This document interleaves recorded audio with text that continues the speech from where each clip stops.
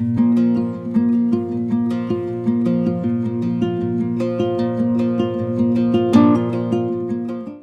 querido en esta mesa que no tenga solo un componente jurídico, que no se analice solo desde el punto de vista jurídico, sino tener presente desde el punto de vista del negocio.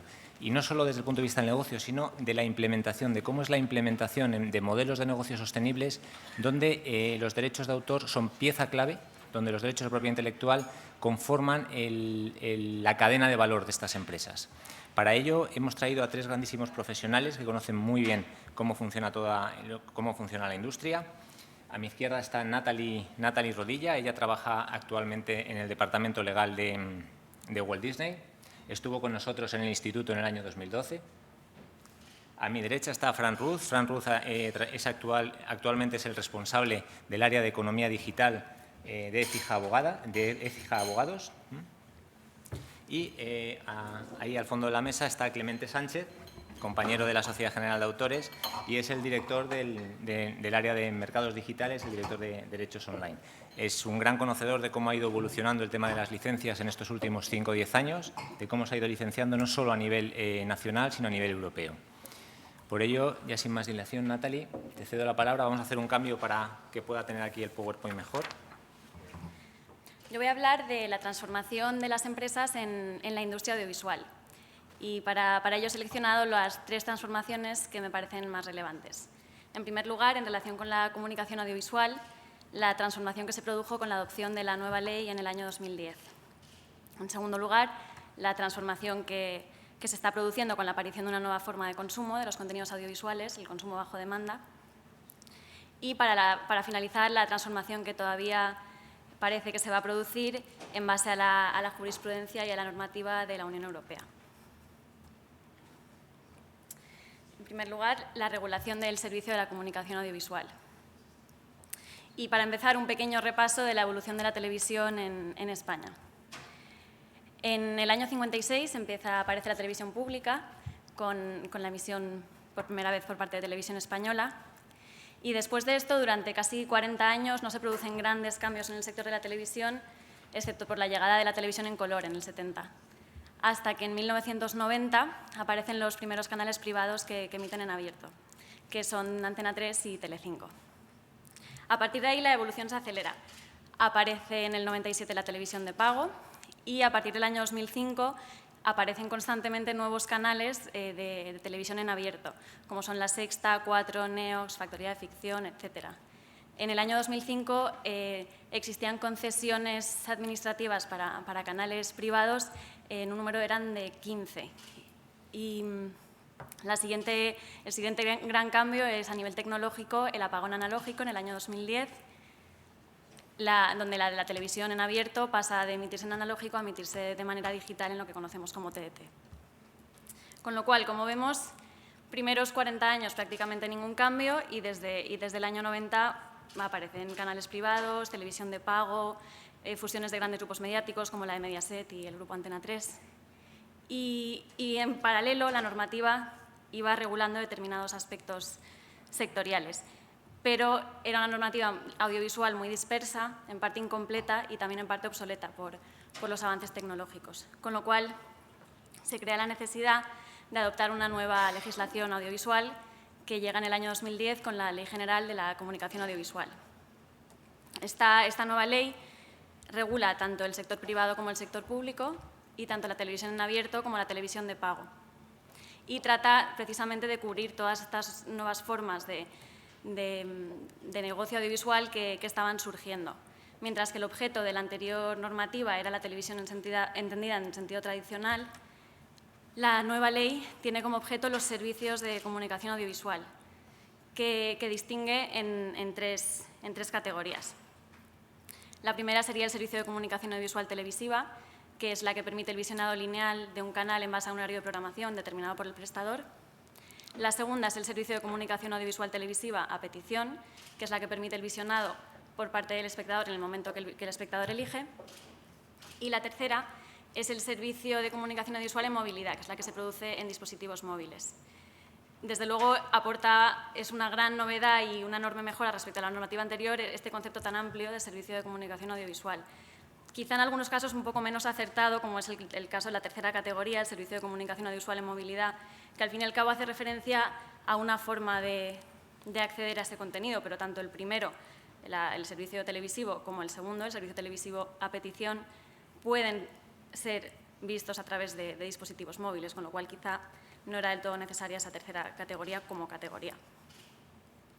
En cuanto a la naturaleza del servicio de comunicación audiovisual, se produce otra gran transformación con esta nueva ley.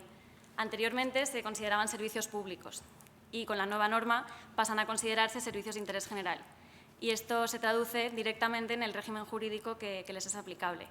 Bajo la antigua normativa eran gestionados directamente por el Estado o de manera indirecta a través de una concesión administrativa.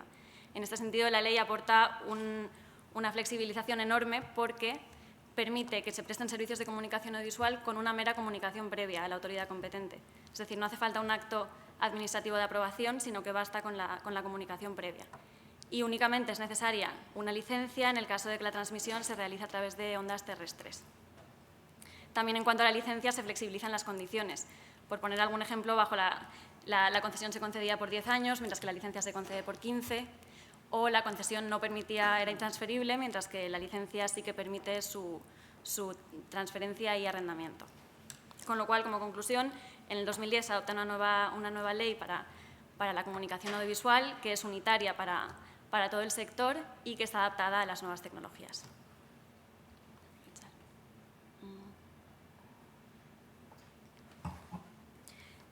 En segundo lugar, el consumo audiovisual. Hace 10 o 15 años el consumo de la televisión era esencialmente lineal delante del televisor tradicional.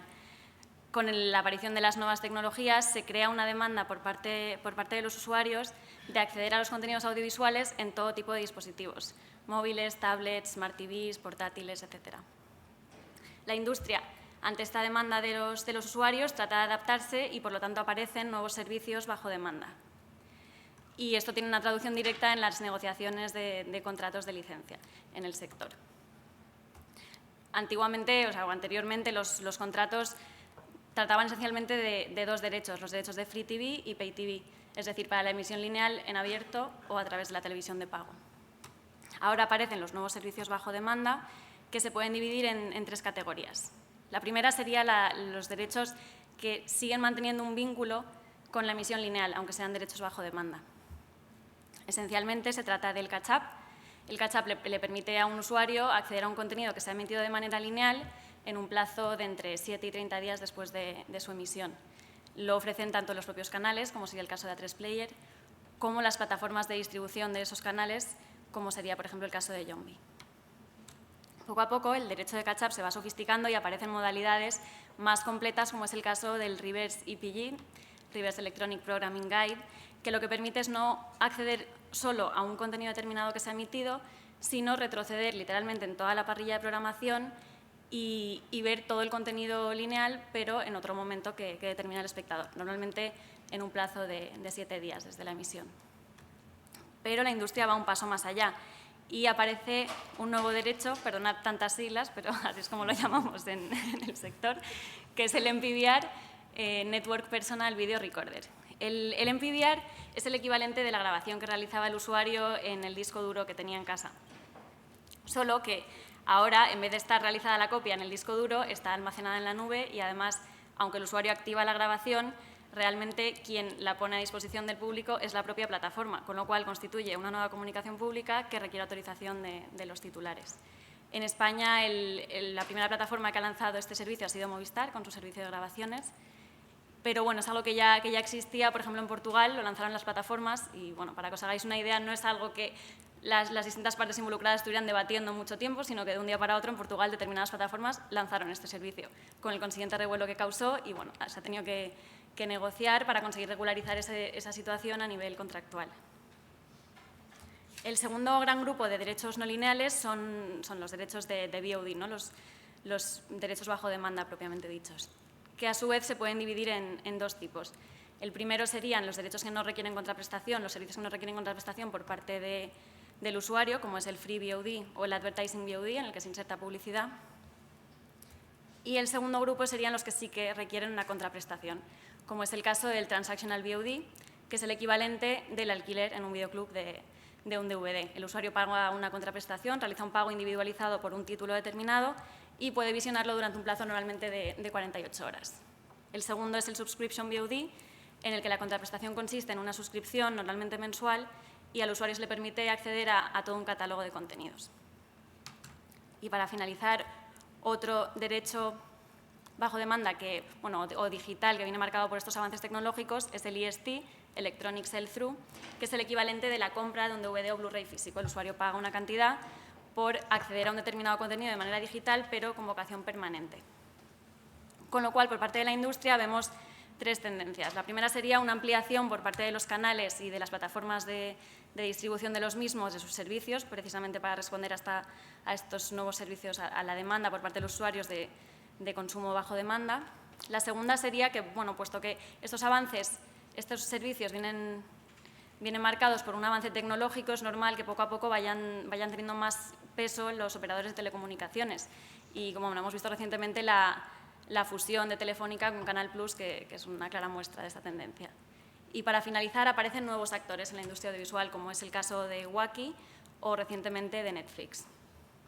En cuanto a la regulación de los servicios bajo demanda, como ya hemos comentado, es la misma ley, la Ley General de la Comunicación Audiovisual, la que los regula, con lo cual las obligaciones en principio son las mismas. Lo que sí que es verdad es que quizás sea más vaga la obligación en determinados casos. Por ejemplo, en relación con la publicidad, para la emisión en lineal está muy limitada, se especifica con todo lujo de detalles, minutos, tipos de comunicaciones comerciales que se permiten y que no.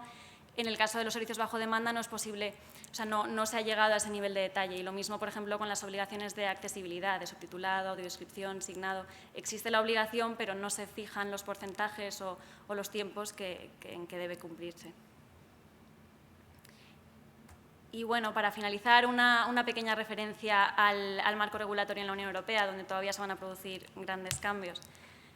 En cuanto a la jurisprudencia, en el caso Premier League del año 2011, el Tribunal de Justicia de la Unión Europea sienta la base de lo que parece que podría ser su interpretación en relación con el sector audiovisual. Los hechos son que una persona residente en Reino Unido accedía a la transmisión televisiva por satélite de determinados contenidos en encuentros deportivos. Solo que no accedía a través de la televisión de pago de Reino Unido, sino que accedía a través de la de Grecia, porque era más barato. Entonces, se le plantea una cuestión prejudicial al Tribunal de Justicia y se pronuncia en el sentido de tratar de eliminar todo tipo de barreras a la libre prestación de servicios y a la competencia en la Unión Europea. Con lo cual, se pronuncia tanto sobre normativa nacional como sobre cláusulas contractuales y determina que son contrarias a la libre prestación de servicios y a la competencia cuando fragmentan los mercados, el mercado europeo en mercados nacionales. Eso sí, la sentencia realmente está pronunciándose únicamente sobre normativa y cláusulas contractuales que hacen referencia al uso de descodificadores extranjeros, con lo cual quizá no hay que ir demasiado lejos tampoco de extender esta interpretación a cualquier cláusula contractual o normativa que lo restrinja. Pero sí que parece que es la postura de la Comisión. Ya se ha mencionado en otras ponencias la nueva iniciativa del Mercado Único Digital, que trata de suprimir los obstáculos para adaptar el mercado único europeo a la nueva era digital. Como también ya se ha dicho, es una iniciativa muy ambiciosa y que afecta a muchísimos sectores. Ya se ha mencionado el comercio electrónico, propiedad intelectual, geobloqueo, ciberseguridad. Y es muy ambicioso porque pretende convertir todas estas iniciativas en propuestas legislativas y, por tanto, revisar todo el marco normativo. En la parte que afecta al sector audiovisual existe mucha expectación por parte de la industria porque, como también ya se ha dicho, el mercado, los modelos de negocio en la Unión Europea están basados en el sector audiovisual en licencias territoriales que conceden exclusividades territoriales también, con lo cual habrá que ver en qué queda toda esta iniciativa. Y para finalizar, simplemente quería hacer dos reflexiones o lanzar dos preguntas. En primer lugar, en relación con el consumo bajo demanda. Vemos que se va consolidando, pero ¿se trata de un consumo que va a acabar sustituyendo el consumo lineal o más bien son complementarios? Y en segundo lugar, en relación con la televisión de pago. La televisión de pago en España tiene una penetración muy baja en comparación con otros países europeos. Está en torno al 22%. pero vemos que en este último año ha habido apuestas muy fuertes por plataformas de distribución de canales, como es el caso de Telefónica, y también por otros actores que ofrecen servicios de suscripción, como es el caso de Netflix. Entonces, la televisión de pago puede llegar a convertirse en un verdadero competidor para la televisión en abierto. Y con eso os dejo. Muchas gracias.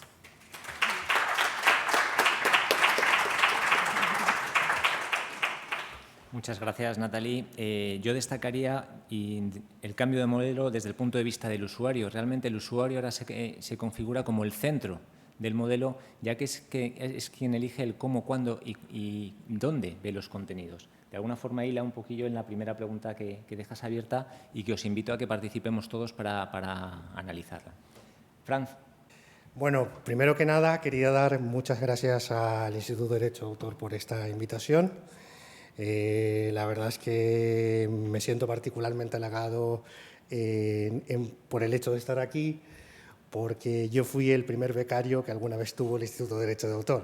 Empecé mi carrera en el sector de la propiedad intelectual en esta casa y, por supuesto, siempre la he vivido, como muchos, como sería tu caso también, la vivimos como algo muy propio.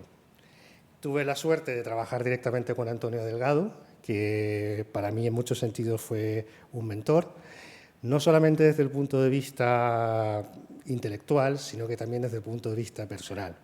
Es decir, Antonio me enseñó formas de relacionarme con compañeros, formas de trabajar con gente más joven que uno. Yo era veinteañero y Antonio estaba en los 70 en esa época, esos 70. E incluso muchas de las cosas que yo aprendí con él de cómo trabajar en equipo las he incorporado en mi forma de funcionar con mis compañeros en el despacho. Así que estoy doblemente agradecido de Antonio desde el punto de vista intelectual y desde el punto de vista personal. Y bueno, si me permitís, yo también quería abordar esto desde una perspectiva personal, porque estamos en el contexto del Instituto de Derecho de Autor, y voy a empezar con una fotografía. Bueno, no se ve muy bien, pero este soy yo cuando yo era becario del Instituto de Derecho de Autor. Recuerdo además el día que hicimos esta fotografía, he cubierto a la chica que sale a mi lado porque no tiene que ver con esto y no me ha autorizado para que ponga su imagen. Pero bueno, recuerdo este día muy especialmente porque fue el día en que terminamos un estudio que estábamos haciendo, el primero importante, sobre las licencias de Creative Commons. Entonces, yo me acuerdo que fui a celebrar con algunos amigos que habíamos terminado ese estudio y bueno, en esa época no existían los móviles inteligentes como ahora, con lo cual no tengo muchas fotos de ese periodo, pero bueno, he querido destacar esta, ¿vale? Y que era un poco lo que pasaba entonces, el año 2005, cuando yo era becario, cuando estábamos trabajando y cuando estábamos haciendo todos estos proyectos. Pues, a ver, era un año en el cual estaba muy en boga hablar de las plataformas peer-to-peer. Era un tema importantísimo para todos. Fue el año de la sentencia Grokster y el año de la sentencia Casá. Fue el año en que don Rafael Sánchez Aristi empezó a hacer su estudio para el Instituto de Derecho de Autor, que yo fui parte del equipo de apoyo desde el instituto, ¿vale? Era la época en que estaba surgiendo con mucha importancia las licencias Creative Commons, que generaban mucha inquietud a todo el mundo. Luego todos nos dimos cuenta que realmente era un modelo más complementario que un modelo que atentara contra el derecho de autor. Era un momento en el cual yo, que me estaba incorporando al mercado laboral como abogado del sector de propiedad intelectual, oía mucho hablar de la caída de los modelos tradicionales. Oía, por ejemplo, cómo antes las licencias, no sé, por ejemplo, de reproducción mecánica eran muy importantes y como ya no eran tan importantes, sino que eran mucho más importantes todo lo que se captaba desde el punto de vista de comunicación pública. Me recuerdo que empezó a ser muy importante eso, particularmente las radios y las televisiones. El audiovisual estaba empezando en su reinvención, pero no era algo particularmente relevante. Y la industria del libro pues todavía no había empezado con sus principales cambios. Era una industria que todavía estaba un poquito en otra fase. Recuerdo, por ejemplo, que además, y ese es el otro punto que quería destacar, que hay muchas cosas que han cambiado, pero otras que no. Es decir, desde lo que a mí me tocó vivir como profesional, los modelos digitales han evolucionado muchísimo, pero los modelos tradicionales no han evolucionado tanto. Es decir, yo recuerdo, por ejemplo, que negociar una licencia de sincronización para incluir, por ejemplo, una canción en una película tenía el mismo grado de complejidad que tiene ahora. No ha cambiado eso, no ha cambiado el modelo, no ha cambiado los agentes, no ha cambiado, desde mi punto de vista, ese tipo de cosas. ¿Vale? Posteriormente, pues nos hemos encontrado con una situación que es bastante interesante y que es la situación de la cantidad de contenido que había y que empieza a haber disponible a partir de ese momento y hasta la fecha. Es decir, en ese momento, por ejemplo, cuando yo era alumno y era becario, en este caso del Instituto de Derecho de Autor, el usuario, como decía Gonzalo, no era alguien particularmente relevante.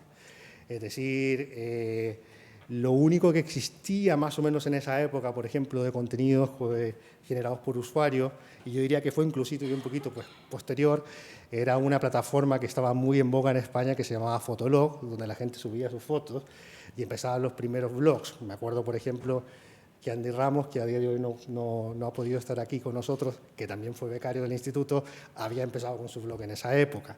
¿Vale? Esa era una época en que la interacción del usuario tenía que ver fundamentalmente con eso. El usuario no era considerado particularmente un generador de ingresos para el autor, no era considerado necesariamente un autor, es decir, era más que nada una cosa bastante más primigenia en ese sentido, ¿vale? Y de hecho no existían todavía muchas licencias como hay a día de hoy consolidadas para todo el ámbito digital. Es decir, era una forma de funcionar un poquito diferente en ese sentido. ¿Vale? Luego, y aquí quería marcar otro hito, empezaron algunos cambios, y como digo, siempre desde una perspectiva muy personal, en el año 2009-2010, ¿vale? Creo que aquí influyen, en el caso de España, varios factores que coexisten. El primero, por supuesto, es una irrupción digital que ya está muy asentada, que empezó en la industria de la música, pero que empezó a contagiar a otros sectores, que era algo bastante importante de ver. En segundo lugar, estábamos en un periodo de crisis, con lo cual muchos de los proyectos de empresas culturales en los que a mí me tocó ya participar, en este caso como abogados, empezaron a ver otras vías de financiación, empezaron a reducirse las subvenciones, empezaba a cambiar el mercado. Fue una época en que, por ejemplo, el videojuego adquirió una gran importancia. El año 2009, de hecho, fue cuando el videojuego fue declarado propiamente tal como industria cultural y empezaron los autores de videojuegos a tener una participación más importante y los desarrolladores de videojuegos también. Desde el punto de vista de la propiedad intelectual, es el momento en que empieza la industria cultural a darse cuenta que hace investigación y desarrollo. Empieza, por ejemplo, el Ministerio de Industria a sacar ayudas, préstamos blandos dirigidos a este sector. Sale el primer Plan Nacional de Contenidos Digitales que tiene que ver con esto, de que las industrias culturales tradicionales pasen a ser industrias mucho más modernas en ese sentido. Y, por supuesto, empieza un fenómeno de exportación mucho más fuerte en el caso de las industrias culturales españolas. Es decir, en el sector del libro, por ejemplo, en el sector de la música, España siempre ha sido un gran exportador, pero empieza a hacerse mucho más masivo. Empezamos a ver más proyectos que están mucho más enfocados en una explotación internacional que en una explotación local.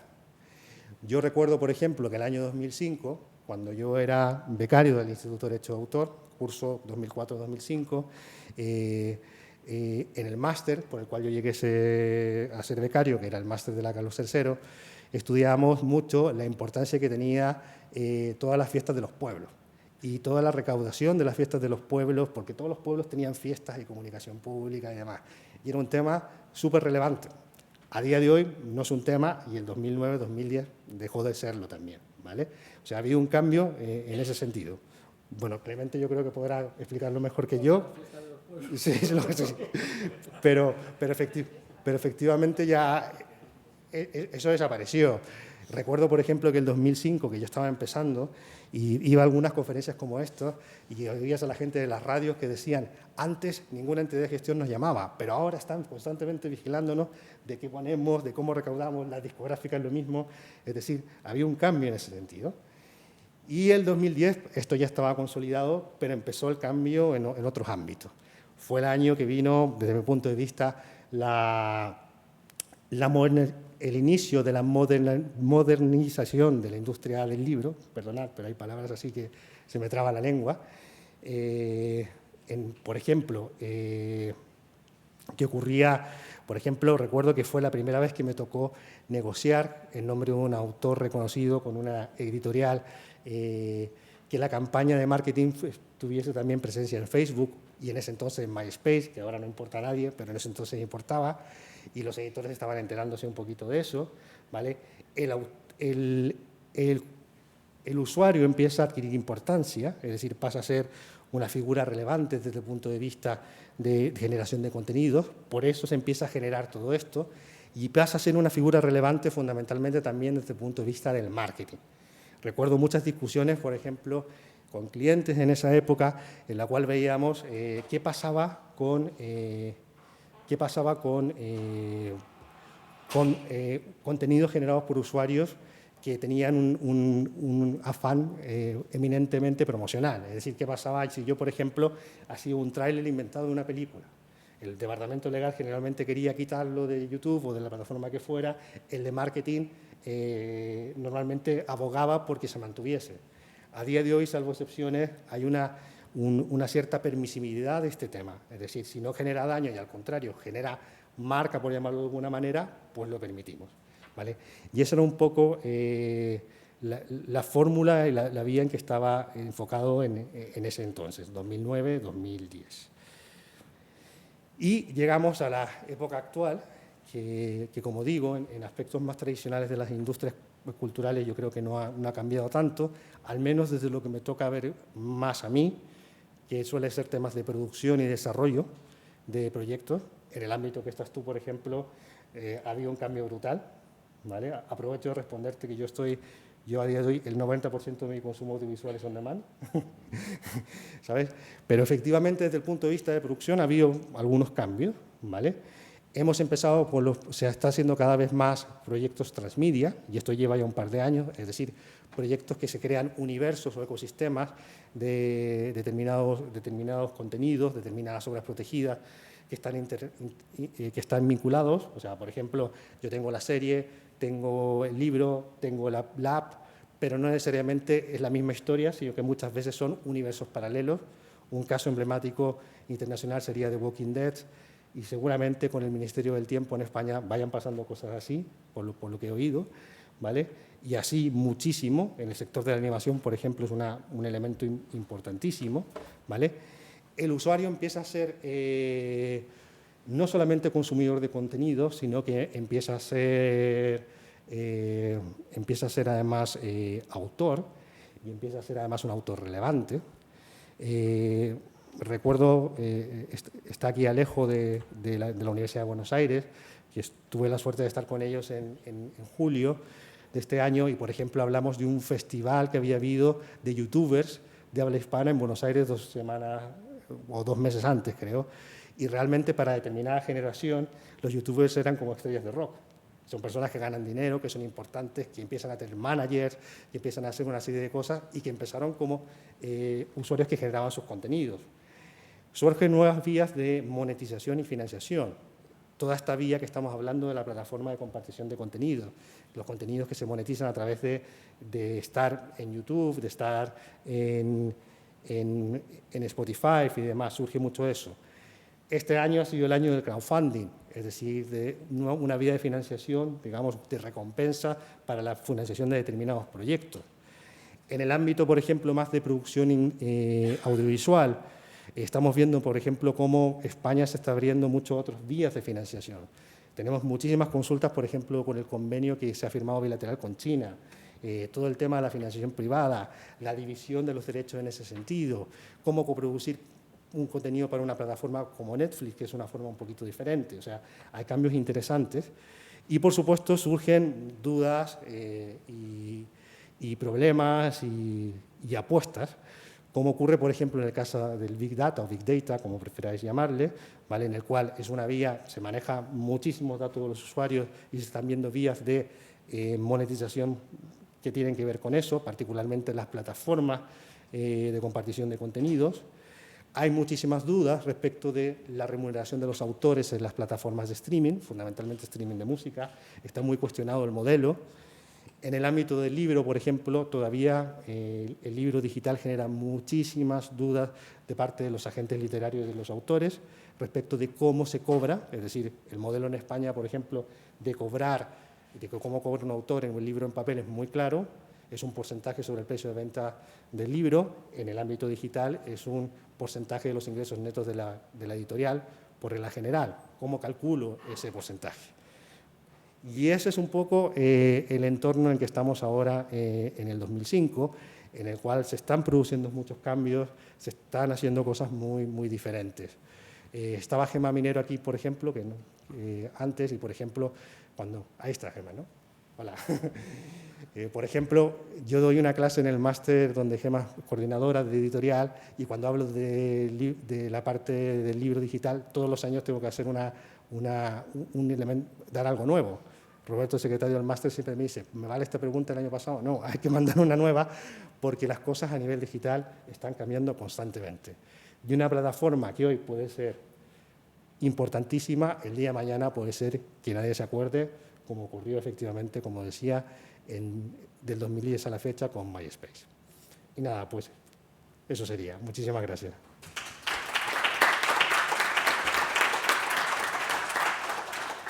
Muchas gracias, Franz. Yo destacaría varios puntos y vete corrigiéndome. El primero de los puntos en este cambio, en este recorrido que hemos hecho de estos 10 años, es el cambio precisamente del rol que va a tener el usuario en lo que es en el mercado cultural. Sí. Cambia de un rol más pasivo a un rol muchísimo más activo en todos los mercados. En segundo punto, durante estos 10 años es mayor apoyo en I+D, ¿vale? Sí. A toda la industria cultural. Como tercer punto, hay una mayor exportación de la industria cultural. Todos somos conscientes de la importancia que tiene la compraventa de los formatos de ficción, cómo se explotan las obras audiovisuales, la importancia que tienen los mercados, la música, los autores nuestros. Entonces, bueno, de alguna forma hay una exportación muchísimo mayor que la que teníamos hace 10 años. Luego, en un punto cuarto, tenemos nuevas ventanas como YouTube, etcétera, donde inclusive los propios autores se lanzan a conocer, ¿de acuerdo? Ya no hay otros intermediarios, directamente al público en general dan a conocer sus obras. Y luego, bueno, lo que comentabas, la importancia de los proyectos transmedia, y finalmente no debemos olvidar que ya en el 2015 nos encontramos ante un entorno muy cambiante donde de alguna forma debemos dar soluciones y dar respuestas muy ágiles, ¿vale? No podemos pensar en lo que fue o lo que debió haber sido, sino ir anticipándonos a todos estos modelos, ¿vale? Muchas gracias por la introducción. Clemente, te dejo a ti. Muy bien, muchas gracias. Muchas gracias también por la invitación. Enhorabuena al Instituto por los 10 años y por todo el trabajo hecho en los 10 años. Yo creo que voy a ser el único ponente finalmente que no viene del mundo legal, que no tiene una formación jurídica. Vengo más del mundo de los números, de la gestión, pero espero que lo que pueda contar sea un buen complemento para todas las cuestiones tan interesantes y para el enfoque que se ha dado a esta sesión. Yo también iba a hacer un ejercicio casi del cuéntame digital que muchos de los ponentes han hecho, y me iba a ir al año 2005, hace 10 años, bueno, pues casi al 2004 en buena medida. El Instituto Autor y el área digital de SGAE, de la que me ocupo desde su nacimiento en el año 2004, han tenido vidas paralelas. Tenemos prácticamente la misma edad. El Instituto, por su propia naturaleza de ente dedicado al estudio y la divulgación del derecho de autor, se mueve dentro de un campo de experimentalidad como el propio campo digital desde sus inicios, de experimentación, de experimentalidad y de incertidumbre. La incertidumbre que entonces llegaba a cuestiones esenciales. Nos llegaban a cuestionar incluso los derechos que se generaban en una explotación digital. ¿Qué era aquello un derecho mecánico por la fijación de las obras en un archivo digital para su puesta a disposición, pero ese derecho mecánico iba a generar una remuneración económica, incluso si después no se producía una descarga efectiva, pero era eso un archivo digital o era una base de datos, que decían algunos, con todas las connotaciones que tenía, y sobre todo qué era la puesta a disposición o cuál era la correcta valoración ya desde un punto de vista económico de esa puesta a disposición y de esta nueva realidad digital. La realidad digital desde un punto de vista económico completamente distinta a la analógica, a la que sin embargo le fue de aplicación el modelo de licencia y el modelo de remuneración que venía del mundo analógico. Se ha mencionado aquí también iTunes. iTunes lanza en España, en Europa, en la segunda mitad del año 2004. Es uno de los primeros trabajos que hacemos en el área digital de Sky. Siempre he dicho que iTunes marca la frontera, la diferencia entre la época predigital para el contenido y la época digital propiamente dicho. Antes de iTunes había unos ringtones y había unos bandazos y había mucho movimiento, mucho ruido, muchas expectativas, pero no teníamos nada en las manos. A partir de iTunes se abre un camino que no fue perfecto, fue imperfecto.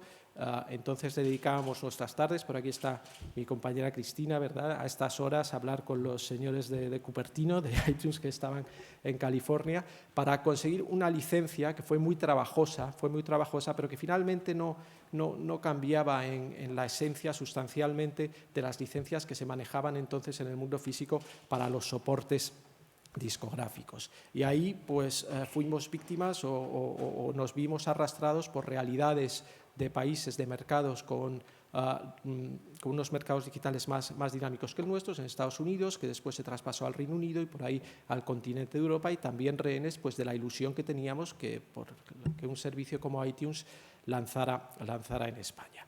Buena parte del trabajo que hemos hecho en los últimos 10 años ha estado dedicado a alcanzar, vuelvo a la correcta valoración del mundo digital, alcanzar una remuneración o un reparto de recursos entre los agentes que esencialmente intervienen en la cadena digital, que vienen a ser 3, por el lado del proveedor del contenido, el autor, el productor, incluyendo al artista, y la propia tienda con sus costes, que resultara más representativa de esa realidad del mundo analógico. Y a partir de ahí alcanzamos un marco de gestión con sus luces, con sus sombras, que ha permitido que el poco dinero que se ha generado haya fluido desde esos usuarios del repertorio hasta los titulares de derechos. Y dentro de ese marco me voy a parar brevemente en 2 puntos que me parecen de una enorme trascendencia.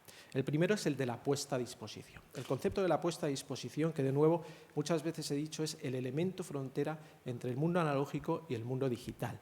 La puesta a disposición entendida como la posibilidad de acceder a las obras en el momento y desde el lugar que uno elija. No se trata tanto de cuál es el mecanismo, si es un teléfono, si es un ordenador, se trata de que accedamos a las obras de manera interactiva o a la carta.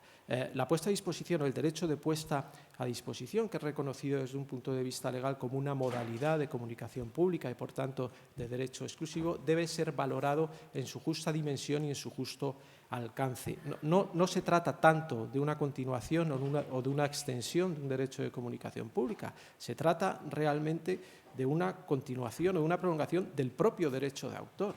La posibilidad de acceder a las obras a la carta en el momento y desde el lugar que uno elige mata o elimina la necesidad de tener una copia de ese contenido para poder acceder a él cuando quisiéramos. Elimina la necesidad de tener el disco en casa, de tener el DVD o de tener el VHS. Por tanto, intentando dar respuesta también a la pregunta que lanzaba Nathalie, no es ya una continuación o una sustitución de la comunicación pública, es una sustitución también del derecho mecánico y del derecho de distribución. Y el derecho mecánico, el derecho que se generaba por la obtención de copias, el derecho al que se le ha dado un mayor valor económico tradicionalmente frente a la comunicación pública, es sustituida por esa puesta a disposición. Y este es un elemento que hay que tener en cuenta a la hora de establecer remuneraciones, a la hora de negociar remuneraciones por la puesta a disposición y, sobre todo, a la hora de dar su pleno alcance o el alcance más correcto a un concepto del que se habla ahora mucho, que es el de la neutralidad tecnológica. El segundo punto en el que me quiero parar tiene que ver con la gestión en sí, con la gestión colectiva. Por primera vez, de la mano de las tecnologías digitales, es posible ofrecer contenido de manera masiva por encima de las fronteras nacionales. Hoy servicios como iTunes, como Spotify, como YouTube, como Deezer, son servicios internacionales, son un mismo servicio ofrecido a veces con distintas carátulas nacionales, pero que se fundamentan en una misma realidad. Esa realidad económica, apoyada en otras cuestiones más institucionales a nivel político, en la Comisión Europea, el caso CISAC, la recomendación del año 2005 y a realidad de determinados titulares de derechos que retiran la gestión de sus obras para el online de las sociedades locales, nos ha llevado también a un marco de gestión que va más allá de las fronteras nacionales. Hoy las sociedades de autor, las sociedades de gestión en el mundo digital no somos unos agentes monopolísticos que administramos el repertorio universal dentro de nuestro territorio. Somos agentes de licenciamiento para el repertorio que representemos directamente en toda Europa por el momento y en más territorios seguramente en el futuro cercano. Y ese repertorio directo debemos ser capaces de captarlo en un mercado, en un escenario de competencia realmente. Hoy las entidades estamos compitiendo por captar repertorio y esto es algo revolucionario para estas entidades semi-institucionalizadas, monopolios, de hecho, que hoy tenemos que salir a ser capaces de captar repertorio para poder licenciarlo. Nos exige una gestión más transparente, una gestión más eficiente y una gestión que resulta revolucionaria frente a la tradicional de las entidades. Hay un desafío tecnológico absoluto de la mano del mundo digital, tanto por los volúmenes que se manejan como por las incertidumbres que son propias de una gestión que se fundamenta en la representación de repertorios en vez de la representación de territorios, la homogeneidad de la documentación, las obras en conflictos, los sistemas de identificación, que van a exigir un esfuerzo tecnológico enorme. Y únicamente, o eso es lo que yo creo después de la experiencia trabajando en el online, únicamente a través de mecanismos de colaboración entre las entidades de gestión europeas es como vamos a poder alcanzar o vamos a ser capaces de afrontar las enormes inversiones en recursos que van a ser necesarias para alcanzar una gestión que tenga sentido económico. Y ya se han empezado a poner en marcha distintos mecanismos de colaboración. Hay un polo de licenciamiento más centrado en las sociedades del norte que se llama ICE, Yellow en inglés, con PRS el Reino Unido, GEMA de Alemania y STEAM, que ponen en común sus herramientas administrativas, sus herramientas de back office para poder ofrecer un servicio común por ese terreno, y también Armonía, en el que participa SGAE junto con SACENSIA y con algunas otras sociedades, tiene esa finalidad. Estamos iniciando un proceso de colaboración entre sociedades que no sabemos hasta dónde nos va a llegar. Quizás estemos en el inicio de unos procesos de fusión que en otros sectores también se han producido. Hace pocos años había una compañía aérea de bandera en cada uno de los países y ahora hay unos pocos grupos internacionales de compañías aéreas. Quizás vayamos por ese camino. El online, dentro de su modestia, está muy posiblemente estableciendo las bases dentro de las cuales se va a gestionar el derecho de autor en el futuro. Y acabo ya, yo sí que voy a respetar el tiempo, con el gran reto que tenemos delante. Es un reto con mayúsculas. Algunos habéis oído hablar del concepto de la transferencia de valor. Hoy el contenido musical, el contenido audiovisual, el contenido intelectual, cultural, está aportando al desarrollo digital de una manera que está muy por encima de la remuneración que está obteniendo. Hay proveedores de contenido legítimos que están licenciados y hay otra pléyade de compañías, proveedores de alojamiento, proveedores de enlaces, proveedores de acceso que, amparándose en una legislación muy segura de la que se ha hablado aquí, que se fundamenta en los puertos seguros, tanto en Estados Unidos como en Europa, que además es complementada o es reforzada por determinadas sentencias judiciales, como la de no me sale ahora, la de Svensson y también la de Bestwater, de las que también se han hablado, están obteniendo beneficios, están lucrándose del contenido. Y, sin embargo, el contenido no está siendo remunerado por ella. Y la gran batalla que tenemos delante de nosotros, este sistema de puertos seguros, fijaos, antes hablaba en el 2004 lanza iTunes, hasta entonces época predigital. En Europa nace la Directiva de Comercio Electrónico, que es del año 2000, del año 2001, lejos o anterior a la época predigital. Estas grandes corporaciones ya intuían por dónde se iban a mover los negocios, y antes de que esos negocios digitales se pusieron en marcha, fueron capaces de conseguir un sistema legal que les protegiera de su responsabilidad. Y el gran desafío que tenemos es conseguir un marco legal que recoja de una manera más equilibrada lo que el contenido está aportando al mundo o al desarrollo del entorno digital. Muchas gracias.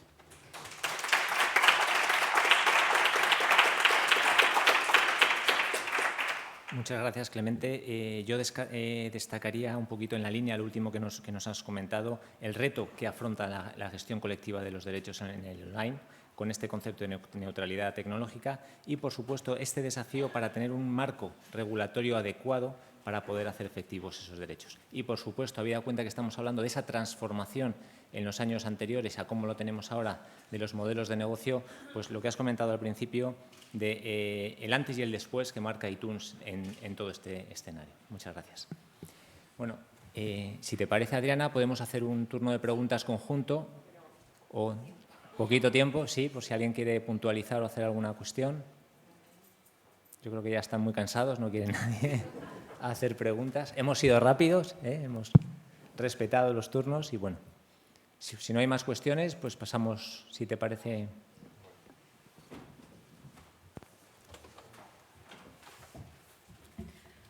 Muchísimas gracias a todos los ponentes, a los de esta mesa y a los de la anterior, a los que no he tenido tiempo de dar las gracias. Bueno, estamos clausurando. A los que han aguantado toda esta tarde tan intensa, pues enhorabuena y gracias por acompañarnos hasta el final. Y queríamos clausurar esta jornada dedicando pues eso, la clausura a quien ha permitido que el Instituto de Autor exista y a quien lo ha apoyado en los tiempos de bonanza, llenos de no tanta bonanza. Me estoy refiriendo a la Sociedad General de Autores y Editores, que es quien bueno, pues permite que las actividades del Instituto de Autor todos los años salgan adelante, y en la persona de su presidente os dejo para que le clausure esta jornada. Muchas gracias, presidente.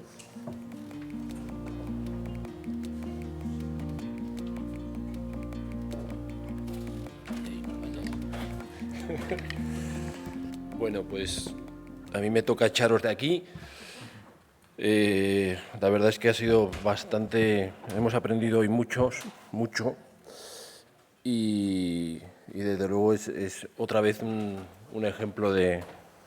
gran ejemplo el acto de hoy para todos. El 10º aniversario del Instituto Autor no podía haber tenido una celebración, desde luego, más acorde con su razón de ser, con el propósito que movía esta entidad que represento, la SGAE, y a Antonio Delgado, a quien justamente hemos recordado hoy.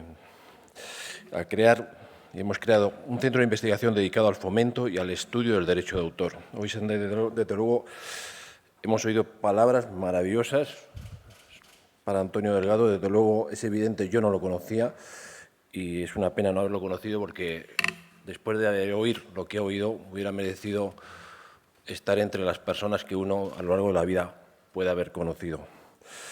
Muchísimas gracias a todos los que habéis dedicado estas palabras a una persona que, desde luego, sí es un ejemplo y va a seguir siendo un ejemplo, y vamos a tener que mantener vivo, y creo que durante mucho tiempo, por su legado, por su actitud y por lo menos por lo que me habéis contado, su humanidad a lo largo de su vida. Gracias a los grandes expertos y amigos del Instituto Autor que hoy nos habéis acompañado, hemos podido participar de un rico e inspirador debate sobre los retos del derecho de autor en el siglo XXI. Precisamente el Instituto Autor nació con vocación de abordar estas cuestiones, con la finalidad de contribuir a la búsqueda de respuestas frente a los nuevos desafíos y de las oportunidades que el desarrollo tecnológico ofrece a los autores. Esta última mesa es un ejemplo claro de ello. También de sensibilizar a las nuevas generaciones sobre la necesidad de respetar y de proteger la creación como garantía del bienestar social, así como de dotar a los profesionales de la propiedad intelectual y del sector de la cultura de las herramientas jurídicas necesarias para desempeñar su labor con el mejor conocimiento posible. Por todo ello, hoy podemos afirmar con orgullo que el fomento de la investigación basada en el análisis riguroso y el sentido crítico, así como la formación y la divulgación del derecho de autor, han sido la guía durante todos estos años de la labor desarrollada por el Instituto Autor, con el apoyo económico y material de SGAE y de la Fundación SGAE. Labor que, por convicción de sus fundadores, se ha desempeñado en todo momento con espíritu muy abierto. Desde su nacimiento se quiso que el Instituto Autor fuese, para los socios de la SGAE, por supuesto, pero también para el resto de protagonistas de las industrias culturales, titulares de derecho de propiedad intelectual, una ventana al mundo del derecho de autor, y viceversa, En el Instituto Autor, la universidad y los creadores se dan la mano, pero también lo hace la industria cultural y la universidad. Y la industria cultural y los creadores, estos y los poderes públicos, y los poderes públicos y la universidad. El Instituto Autor es hoy un referente de diálogo y de búsqueda de soluciones en el ámbito de la propiedad intelectual y, desde luego, buena falta nos hace en la situación en la que estamos. Es un prestigioso centro de encuentro y de intercambio de ideas en el que quienes están hoy comenzando su carrera profesional pueden debatir de tú a tú con los principales expertos y estos entre ellos. Por todos estos motivos, el Instituto Autor se ha convertido en estos 10 años en un ejemplo dentro y fuera de España, que hoy están siguiendo otras sociedades de autores de nuestro entorno, así como organismos internacionales, tanto de carácter privado como la CISAT, como de carácter público como la OMPI. No hay estímulo mejor para seguir avanzando en nuestro propósito.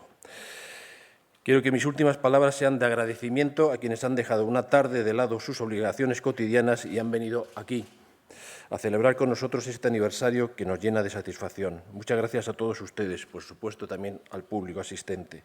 Y especialmente también gracias al secretario de Estado de Cultura, José María Lasalle, por su presencia y por haber acogido este acto. Al profesor Ramón Casas, por su entrañable discurso y por haberse desplazado desde Barcelona hoy, solamente para acompañarnos esta tarde, y a todos y cada uno de los ponentes. A pesar de las dificultades económicas de los últimos tiempos, el Instituto Autor goza de una salud de hierro, gracias al apoyo de sus seguidores y al entusiasmo de su equipo, Adriana, Carlos y tantos otros que, desde luego, son, en cierta manera, herederos del ímpetu y la perseverancia de los anteriores. Por ello, creo que no me arriesgo si desde hoy les emplazo a todos ustedes que nos volvamos a encontrar en la celebración del 20 aniversario del Instituto Autor en 2025. Pero sí quiero decir que cada día se hace más necesario una reflexión sobre la propiedad intelectual y sobre el futuro de la propiedad intelectual. Creo que en el ámbito digital tenemos un gravísimo problema. Creo que estamos en un momento muy complicado. Creo que además tenemos dos ámbitos muy duros y muy difíciles, que es los ámbitos locales, que parece que en la parte analógica nos puede proteger o tenemos una referencia tangible en la parte digital, en esa globalidad. Esa tangibilidad no existe y además no viene acompañada por una ley muy clara, muy precisa, y donde los lobbies son realmente duros de luchar. Y ahí hay un territorio que ahora mismo está muy verde, creo yo todavía, está muy confuso, creo yo todavía, a nivel mercado y a nivel legislativo, y aquí creo que el Instituto Autor puede aportar mucho. Desde luego, lo que sí creo muy necesario es que todos los legisladores, todos los que os dedicáis con este ímpetu, empeño y a veces realmente difícil empeño en el día a día de la protección de los derechos de autor, aquí hay una batalla complicadísima, durísima y difícil, porque yo creo que ahí sí que ahora mismo nos estamos jugando el futuro de los autores, el futuro de la propiedad intelectual y el futuro de la economía del mercado y de la justicia en el mercado, en el ámbito de la industria cultural. Y nada más, muchísimas gracias, porque desde luego agradecidos todos por vuestra presencia, por vuestro conocimiento y por vuestra sapienza en este tema, que no es nada fácil. Muchas gracias.